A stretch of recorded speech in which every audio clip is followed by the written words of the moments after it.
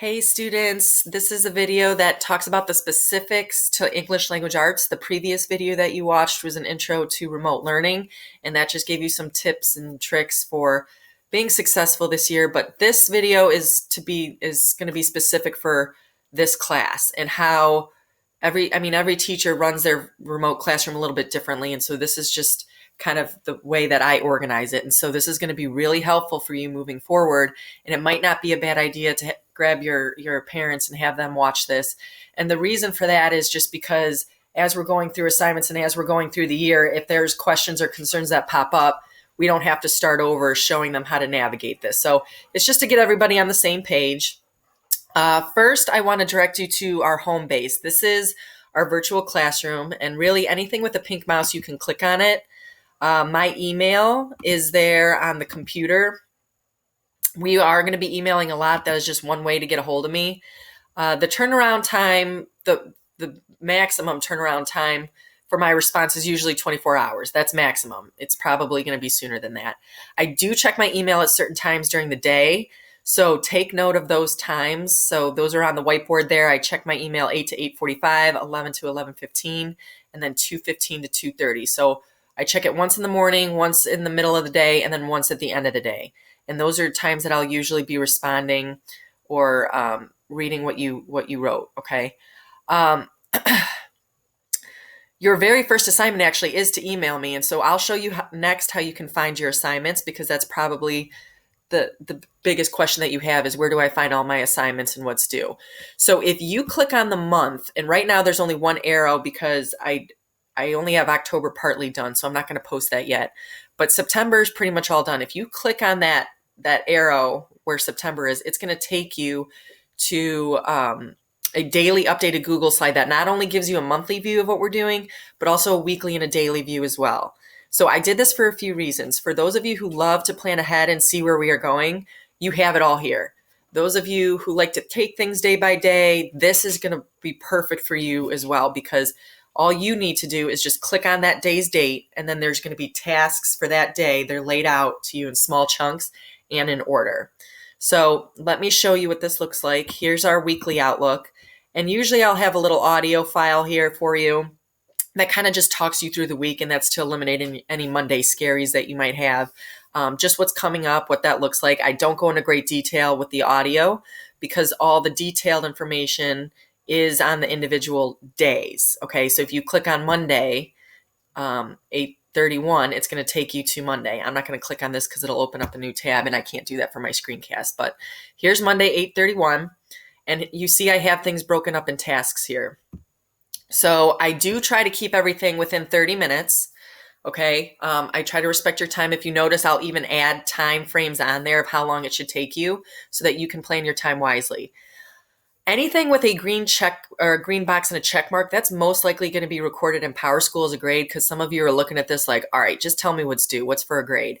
So that answers that question. But even if something is not for a grade, you still need to complete the task, because everything you do will eventually be assessed in some form of another. So it's important that you complete all the tasks. If you click on the weekly view, I'll have a screencast that outlines the week. I talked about that with the little audio icon. And now this is really important. Okay, so if you zoned out, I need you to pay back attention here. I told you that email was one way to get a hold of me. Another way to get instant feedback, and this is actually the means of communication that I prefer. Your designated class time for language arts, that's posted on Google Classroom. So if you're my first period, you're from 9 to 9:30, for example. So from 9 to 9:30, I'm going to be on this document, because this is where you're coming anyway to get all your assignments. I'm going to be on this document, and I want you to open up the chat icon at the top right of this Google slide presentation. I'm going to assume that you always log on to this presentation because, again, that's where you see your assignments. So open up the chat, even if you don't have a question. And anytime a thought or question comes up, just say, hey, can you look at what I did on slide 4 of my digital notebook? Then I will hop on to your individual notebook, and we can have a private conversation if you want there about your assignment. But this is instant feedback. You come up to this chat, and I'll show you here. I had to minimize this so you can see. This is the chat button. When we have a bunch of you on here, this is going to open up and we can chat that way. It is nothing to be embarrassed about or anything. This is how I do my class. This is how I operate my classes in person also. And the students get used to it. It's just a way like, hey, it's almost like raising your hand. Okay. You're going to get instant feedback. So please, please, please use that.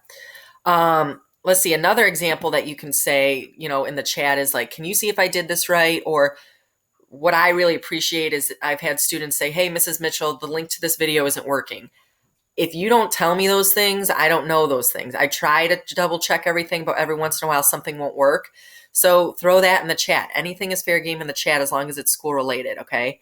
That way you're not sitting there waiting for me to respond to an email in 24 hours. You'll get the answer instantly and then you can move on. Remember, I teach both grade levels, but I'll try to have both chats, the 7th grade, there's one for 7th grade and one for 8th grade, pulled up at the same time so that you can ask me while you're working. I'm not going to be available for chat on this after 1:45. I'm designating email time and assessment, reviewing assessments and planning for the next class. So in that case, just email me. If you don't see me on here, email me. And the reminders on every slide down here at the bottom for you. It says down here at the red banner, open up the chat for instant answers to questions. So you have constant reminders to utilize this. And so I need you to do that. Right now, September is all complete. I'll try and update as much as I can, but be patient because while trying to plan a whole month ahead, I'll also be responding to an average of 30 to 40 emails a day, providing feedback for the work that you guys complete, and then tracking late work, monitoring progress, all while trying to check in with you guys emotionally and socially. I want to make sure everybody's doing okay here.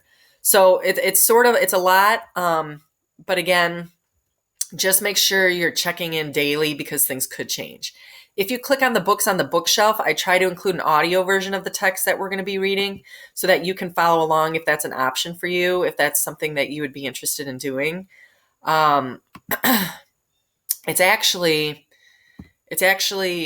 proven that by listening to a text reading while you're reading, it actually is proven to build vocabulary and fluency. So if that gives you a reason to listen along, go ahead. If you click on the Google Classroom poster, that's going to take you to Google Classroom's home site. If you're signed in with your AL student account already, you should see your classes on there. Now, this one needs some explaining, so please pay attention here. In my hand in the classroom, there's a notebook. If you click that notebook, it's going to take you to a screencast explaining how your digital notebook is going to be set up. There's specific instructions in there, but mainly it's just to show you what we're going to be completing. It's the same as a regular notebook, but digital. Okay. So honestly, when we go back to in-person classes, I love the idea of just keeping this notebook digital because then you have it forever, especially for ELA because the standards are pretty much the same, but they just progressively get complex as you go up a grade. So this notebook will be very helpful for you to refer to for next year. So definitely, definitely, definitely watch that screencast. It's part of your assignment to go ahead and decorate your cover and link all your slides. So all the instructions are on there. And you're going to see a bunch of links on Google Classroom for your digital notebook. So if that looks overwhelming, don't even look at those until you look at that screencast, okay? So that's the vision for ELA. And all I ask is for you to be patient as slides will change, due dates will change, our plan's going to change. So it's important to just check in daily. And the changes, guys, really that's just based off of how well you're doing with the assignments or if we need more time to review things. I'm not going to leave you hanging if the class totally doesn't understand something and just move on. So let's make sure we're understanding the content and then we can move on. So I have no problem slowing things down a bit if we need it. And also keep in mind that there may be changes due to other outside factors and last minute ideas. So just like in school, we'll need to be flexible. And I know that this remote group will be flexible because that is just one quality that you have as a remote learner is the flexibility. So let me know if you have questions. Again, email, or if I'm on this chat, go ahead and open this chat with me. And that's Language Hearts.